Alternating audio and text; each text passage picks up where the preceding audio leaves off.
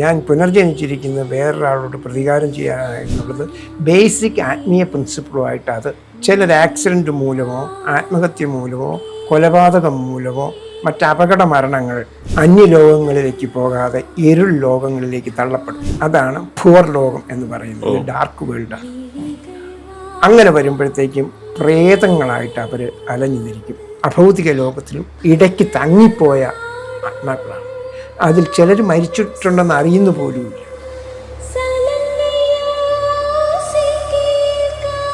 പ്രതികാര ബുദ്ധിയില്ല. അവർ കൂടുതൽ നിഷ്കളങ്കരായിട്ട് മാറുക. പ്രേതങ്ങളെ പേടിക്കണ്ട. പ്രേതങ്ങൾ എന്ന് പറയുന്ന എത്രൗണ്ട് സ്പിരിറ്റ്സിനെ നമ്മൾ സൂക്ഷിക്കണം. അപ്പം നമുക്ക് 5 കോശങ്ങളാണുള്ളത്. അന്നമയ കോശം, പ്രാണമയ കോശം, മനോമയ കോശം, വിജ്ഞാനമയ കോശം, ആനന്ദമയ കോശം. ഈ കോശങ്ങളൊക്കെ എനർജി ബോഡീസാണ്. എനർജി ബോഡീസ് എന്ന് പറഞ്ഞാൽ ഹ്യൂമൻ സൈക്കി എന്നാണ് നമുക്കിതിന് പറയാവുന്ന ഇംഗ്ലീഷ് വേർഡ്. അപ്പോൾ ഈ 5 കോശങ്ങളിൽ നമുക്ക് മരണമുണ്ടായി. മരണം എന്ന് പറയുന്നത് അപസജ്ഞയാണ്, മിസ്നോമറാണ്. നമുക്ക് ട്രാൻസിഷൻ എന്ന് പറയുന്നതായിരിക്കും ശരിയായ പേര്. അതായത് ഒരു രൂപമാറ്റം. ഈ ഭൗതിക നിലനിൽപ്പിൽ നിന്ന് അഭൗതിക ലോകത്തിലേക്കുള്ളൊരു മാറ്റമാണിത്. അപ്പോൾ നമ്മൾ അന്നമയ കോശത്തിൽ നിന്ന് എന്താണ് ഈ കോശത്തിലേക്ക് മാറും. അതിനുശേഷം അത് ഉപേക്ഷിക്കപ്പെടുന്നു. പിന്നെ ആത്മാവ്, മനസ്സ്, ആനന്ദമയ കോശം. ആത്മാവെന്ന് പറയുന്ന ആനന്ദമയ കോശം, വിജ്ഞാനമയ കോശം, മനസ്സ്. ഇങ്ങനെ 3 കോശങ്ങളിലാണ് നമ്മൾ നിൽക്കുന്നത്. അവസാനം ഈ മനസ്സെന്ന് പറയുന്ന കോശവും ഉപേക്ഷിക്കപ്പെടും. മരണത്തോടു കൂടിയല്ല, അത് മുന്നോട്ടുള്ള യാത്രയിൽ അതിനോടകം നമ്മൾ ഹൈന്ദവരായിട്ടുള്ളവരും ആ വിശ്വാസമുള്ളവരെല്ലാം പലതവണ പുനർജനിച്ചിരിക്കും. പുനർജനിച്ച് കഴിയുമ്പോഴത്തേക്കും ഈ മനസ്സ് കൂടുതൽ നേർത്തു വരികയും മനസ്സിലെ എല്ലാവിധ മാലിന്യങ്ങളും തുടച്ചു നീക്കപ്പെടുകയും ചെയ്യും. അങ്ങനെ വന്നു കഴിയുമ്പോഴത്തേക്കും നമ്മുടെ മരണശേഷം നമ്മൾ ഉന്നത ലോകങ്ങളിലേക്ക് പോകും. ആ ഉന്നത ലോകങ്ങളിലേക്ക് പോയി കഴിയുമ്പോൾ ഈ മനോമയ കോശവും നമുക്ക് നഷ്ടപ്പെടുകയാണ്. പക്ഷെ മറ്റു ചില സംസ്കാരങ്ങളിലുള്ളവർക്ക് സംഭവിക്കുന്നതിനാണ് ഇതൊക്കെ ആസ്ട്രൽ തലങ്ങളെന്നാണ് പറയുന്നത്. ഞാൻ പറഞ്ഞല്ലോ, ഭൂവർലോകം ഭൂലോകവുമായിട്ട് ഇടകലർന്ന് നിൽക്കുന്ന ഒരു അഭൗതിക ലോകമാണ്. അതിവിടെയുണ്ട്, ഞാനിരിക്കുന്ന ഈ മുറിയിലുണ്ട്. ഇത് ഒരു പുസ്തകത്തിൻ്റെ താള് പോലെ ഇത് ഇടകലർന്ന് നിൽക്കുകയാണ്. ഇതിന് രണ്ട് ഫ്രീക്വൻസിയാണ്, 2 ലോകങ്ങളാണ്. പിന്നീട് എല്ലാം എനർജിയുടെ നേർത്ത ലോകങ്ങളാണ്. ആ ലോകങ്ങൾ നേർത്ത് വരികയാണ്.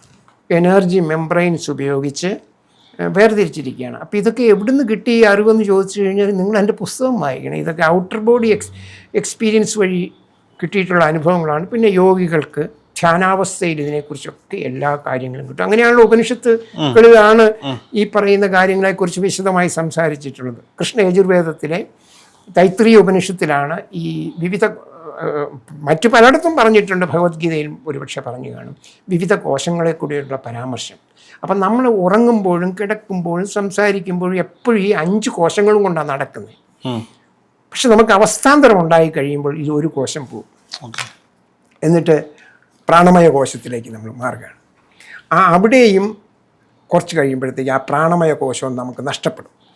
എന്ന് പറഞ്ഞു കഴിഞ്ഞാൽ നമ്മളിപ്പോൾ ഒരു ഒനിയൻ എടുക്കുകയാണെങ്കിൽ ഒനിയൻ്റെ പുറത്തെ തോടങ്ങ് പോയി.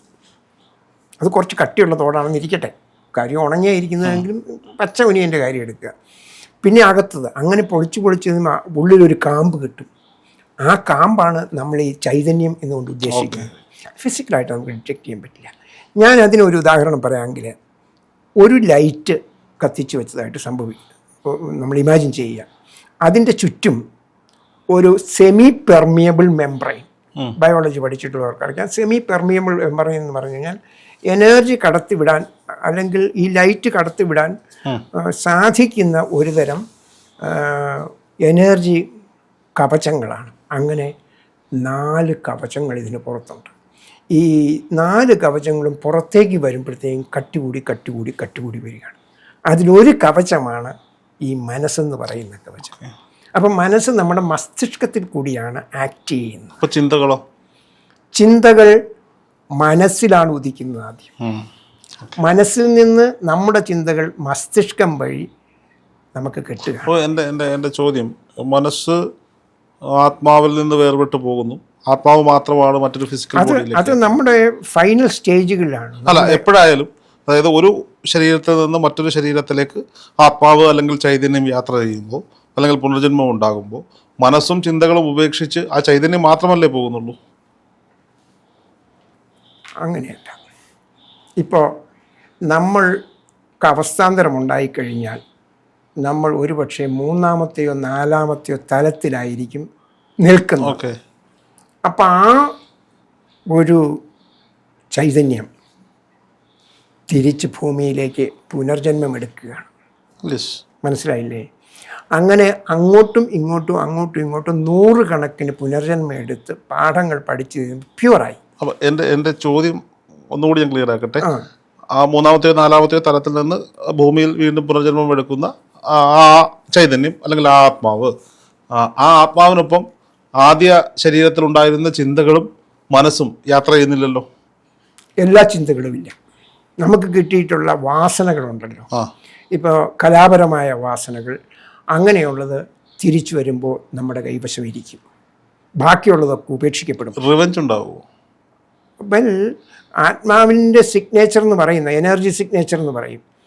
അങ്ങനെയല്ല സംഭവിക്കുന്നത്. ആത്മീയ പുരോഗതിയാണ് സംഭവിക്കുന്നത്. പുനർജന്മം സംഭവിക്കുമ്പോൾ നമ്മൾ യാതൊന്നാണോ പൂർവ്വജന്മത്തിൽ ചെയ്തത് അതിൻ്റെ ഓപ്പോസിറ്റ് കാര്യങ്ങളായിരിക്കും ഈ ജന്മത്തിൽ സംഭവിക്കുന്നത്. ഫോർ എക്സാമ്പിൾ, നമ്മുടെ ഒരു അബ്യൂസീവ് നേച്ചറായിരുന്നു എന്നിരിക്കട്ടെ നമ്മുടെ പ്രീവിയസ് ബർത്തിൽ. ഈ ജന്മം എടുക്കുമ്പോഴത്തേക്കും അതിൻ്റെ പരിണിത ഫലങ്ങൾ എന്താണെന്ന് അറിയാൻ വേണ്ടിയിട്ട് നമ്മൾ അബ്യൂസ്ഡ് പേഴ്സണായിട്ട് മാറുകയാണ്. അങ്ങനെയാണ് പാഠം പഠിക്കുന്നത്. ഇതിനുള്ള നിദാനം ശ്യാം പ്രാണിയ എന്ന് പറയുന്ന ഒരു മെഡിക്കൽ ഡോക്ടർ ഇംഗ്ലണ്ടിൽ സൗത്ത്ഹാംപ്റ്റൺ സർവകലാശാലയിൽ നടത്തിയ 2000 ശിഷ്ടം പേരിൽ മരണപ്പെട്ടു പോയവരുടെ ഒരു പരീക്ഷണങ്ങളായിരുന്നു. അപ്പോൾ അവരൊക്കെ പറഞ്ഞു ഞങ്ങൾക്ക് ഇന്ന അനുഭവങ്ങളാണ് ഉണ്ടായിരുന്നത്. അപ്പം ഞാനിപ്പോൾ അങ്ങേ ഇവിടെ നിന്ന് അബ്യൂസ് ചെയ്യും, വിഷമിപ്പിക്കുകയും ചെയ്യാൻ അങ്ങേക്ക് ഭയങ്കരമായിട്ട് ഫീൽ ചെയ്യും. അപ്പം ഞാൻ വേർപെടുമ്പോൾ അതേ ഫീലിംഗ് എനിക്ക് കിട്ടുകയാണ്. അത് എപ്രകാരം അങ്ങയുടെ മനസ്സിൽ ആലേഖനം ചെയ്യപ്പെട്ടിരിക്കുന്നുവോ അപ്രകാരമുള്ള ഫീലിംഗ് എനിക്ക് കിട്ടും. അപ്പം ഞാൻ തിരിച്ച് പുനർജന്മം എടുക്കുമ്പോൾ വാട്ട് ഹാപ്പൻസ്, ഞാൻ പറഞ്ഞല്ലോ, ഞാൻ അബ്യൂസ് ചെയ്യുന്ന ആളാണെന്നുണ്ടെങ്കിൽ എൻ്റെ പുനർജന്മത്തിൽ ഞാനതിൻ്റെ വിക്റ്റിമായിട്ട് മാറുകയാണ്. അങ്ങനെയാണ് ഹൃദയം കൊണ്ട് നമ്മൾ പാഠം പഠിക്കുന്നത്. അതുകൊണ്ട് തന്നെ ഈ ജീവിതത്തിലെ പല തിക്തമായ ഫലങ്ങളും എല്ലാം ഒന്നുമില്ല, പൂർവജന്മ കർമ്മഫലങ്ങളാണെന്ന് നമ്മൾ വ്യാഖ്യാനിക്കുന്നുണ്ട്. അത് വളരെ ശരിയായിട്ട് വരുന്നുണ്ട്. അങ്ങനെ വരുമ്പോഴാണ് നമ്മൾ കൂടുതൽ റിഫൈൻഡ് ആകുന്നത്. ഒരു ഉദാഹരണം പറയാം. നമ്മൾ പെട്ടെന്ന് മോട്ടോർ ബൈക്ക് ചാടി കയറി നമ്മൾ പോകുന്നു, നമുക്കൊരു ആക്സിഡൻ്റ് ഉണ്ടാകുന്നു, നമ്മൾ ബെഡ് റിഡൻ ആവുന്നു, നമ്മളൊരു 6 മാസം കിടക്കുന്നു, നമ്മളെല്ലാം ഓക്കെ ആയിട്ട്. അപ്പം നമ്മൾക്ക് മനസ്സിലാവും മേലാൽ മോട്ടോർ സൈക്കിളെ ചാടി കയറി ഒരു കാര്യം കേട്ടു സ്റ്റാർട്ട് ചെയ്ത് പോകരുത്. നമ്മൾ ഡബിൾ കെയർഫുള്ളായിരിക്കും. നമ്മുടെ ജീവിതത്തിലെ തിക്തമായ എല്ലാ അനുഭവങ്ങളും ഇതുപോലെ നമ്മളെ ഹൃദയം കൊണ്ട് പാഠം പഠിപ്പിക്കുകയാണ്. ഇതേ കാര്യം ജന്മങ്ങളിലും പൂർവ്വജന്മങ്ങളിലും സംഭവിക്കുന്നുണ്ട്. ഈ തിരിച്ചു വരുമ്പോൾ നമുക്ക് കിട്ടുന്ന അനുഭവങ്ങളിൽ പ്രധാനമായിട്ടുള്ളതും കല, സാഹിത്യരചന, അങ്ങനെയുള്ള കാര്യങ്ങൾ നമ്മുടെ കൈവശം തന്നെ ഉണ്ടായിരിക്കും. കാരണം അതിന് ആത്മാവിന് അല്ലെങ്കിൽ ചൈതന്യത്തിന് കൂടുതൽ പ്യൂരിറ്റിയും കൂടുതൽ ലേണിംഗ് കപ്പാസിറ്റിയും ഉണ്ടായിട്ടുണ്ട്. മറ്റ് കാര്യങ്ങളിൽ ഇത്തരത്തിലുള്ള അനുഭവങ്ങളാണ് ഉണ്ടാകുന്നത്. നമ്മൾ വിക്റ്റിമായിട്ട് മാറുകയാണ്. നമ്മളിതിൽ ഒരു പാഠം പഠിക്കാൻ വേണ്ടി. I hope I have answer. നമ്മൾ ചില കഥകളിൽ പഠിച്ചിട്ടുണ്ട് അല്ലെങ്കിൽ വായിച്ചിട്ടുണ്ട്, കഴിഞ്ഞ ജന്മത്തിൽ തന്നെ ഉപദ്രവിച്ച ആളുകൾ, തൻ്റെ മരണത്തിന് കാരണമായ ആളുകൾ, അവർക്കെതിരെ പ്രതികാരം ചെയ്യുന്ന പുനർജന്മങ്ങൾ, ആത്മാക്കൾ, പ്രേതങ്ങൾ, ഭൂതങ്ങൾ. അത് ഇതിൻ്റെ ഫണ്ടമെൻ്റൽ പ്രിൻസിപ്പിളുമായിട്ട് ഒത്തുചേരാത്ത കാര്യങ്ങൾ. ഫണ്ടമെൻ്റൽ പ്രിൻസിപ്പിൾ അതാണ്. ഭൂമിയിൽ മനുഷ്യൻ ജനിക്കുന്നത് പാഠങ്ങൾ പഠിക്കാനായിട്ടാണ്. പാഠങ്ങൾ പഠിക്കുന്നത് മസ്തിഷ്കം കൊണ്ടല്ല, ഹൃദയം കൊണ്ടാണ്. എങ്ങനെയാണ് ഹൃദയം കൊണ്ട് പഠിക്കുന്നത്? നമ്മൾ കൂടുതൽ പ്യുവറാകുകയും വേറൊരാളിലുണ്ടാക്കുന്ന വേദന മനസ്സിലാക്കുകയും വേറൊരാളിലുണ്ടാക്കുന്ന ബുദ്ധിമുട്ടുകൾ ഹൃദയം കൊണ്ട് മനസ്സിലാക്കുക. അതെങ്ങനെയാണ്? അനുഭവത്തിൽ കൂടെ പറ്റുള്ളൂ. അപ്പോൾ ഈ പുനർജന്മം വഴി നമ്മൾ പാഠങ്ങൾ പഠിക്കാനായിട്ടാണ് പിന്നീട് ഭൂമിയിൽ വന്നിരിക്കുന്നത്. അപ്പോൾ കഴിഞ്ഞ ജന്മത്തിലുണ്ടായ തിക്തമായ അനുഭവങ്ങളുടെ വിക്റ്റിമിന് കിട്ടിയ അതേ അനുഭവങ്ങളായിരിക്കും നമുക്ക് ഭൂമിയിൽ ജനിക്കുമ്പോൾ അടുത്ത ജന്മത്തിൽ കിട്ടുന്നത്. അപ്പം മുമ്പ് ചോദിച്ചൊരു കാര്യം, ഞാൻ പുനർജനിച്ചിരിക്കുന്നത് വേറൊരാളോട് പ്രതികാരം ചെയ്യുക എന്നുള്ളത് ബേസിക് ആത്മീയ പ്രിൻസിപ്പിളുമായിട്ട് അത് ഒട്ടും ഒത്തുചേരാത്തൊരു കാര്യമാണ്. പറഞ്ഞു കേട്ട കഥകളിൽ അത്തരം കഥകളുണ്ട്. അത് ഒരുപക്ഷെ സാഹിത്യം എഴുതാൻ വേണ്ടിയിട്ട് പറഞ്ഞിരിക്കുന്ന കാര്യങ്ങളായിരിക്കാം. പക്ഷേ ഇതിനകത്ത് വേറൊരു സംഭവം ഉണ്ടാകാറുണ്ട്. അതായത് ചിലർ ആക്സിഡൻറ്റ് മൂലമോ ആത്മഹത്യ മൂലമോ കൊലപാതകം മൂലമോ മറ്റ് അപകട മരണങ്ങൾ വേറൊരാളുടെ കാരണങ്ങളാണ് ഉണ്ടായിട്ടുണ്ടെന്നുണ്ടെങ്കിൽ ആ വ്യക്തിയിൽ ചിലർ അന്യലോകങ്ങളിലേക്ക് പോകാതെ ഇരുൾ ലോകങ്ങളിലേക്ക് തള്ളപ്പെടും.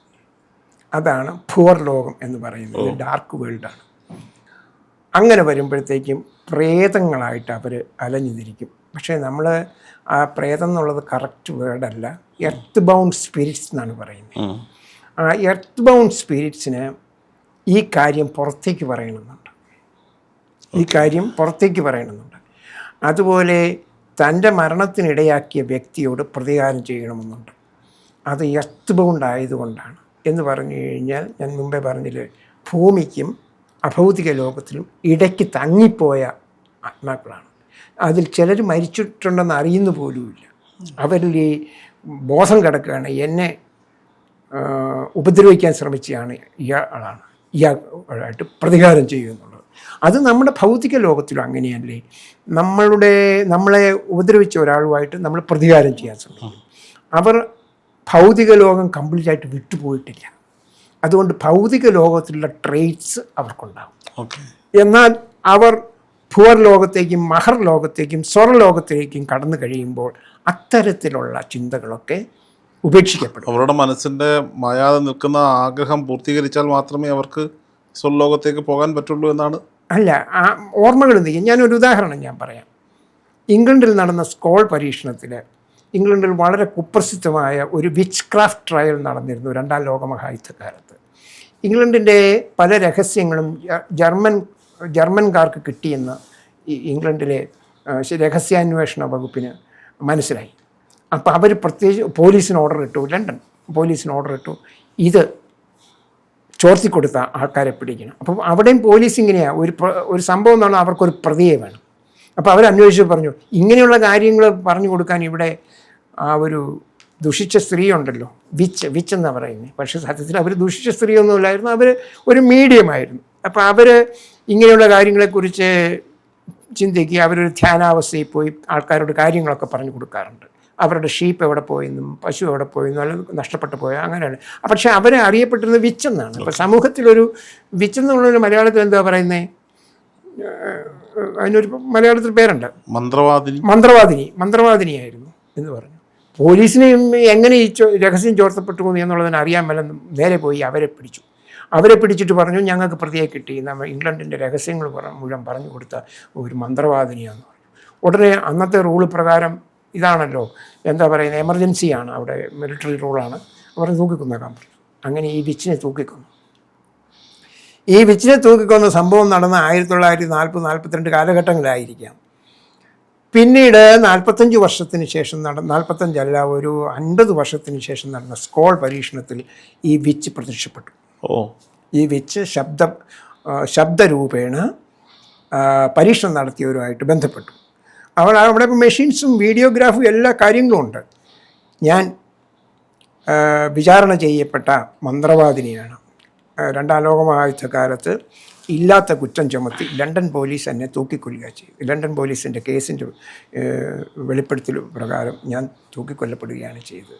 സത്യത്തിലുണ്ടായത് അതല്ല, ഞാൻ ഈ കാര്യത്തിലൊന്നും ചെയ്തിട്ടില്ല, ഞാനൊരു നിഷ്കളങ്കയായ ആളാണ്.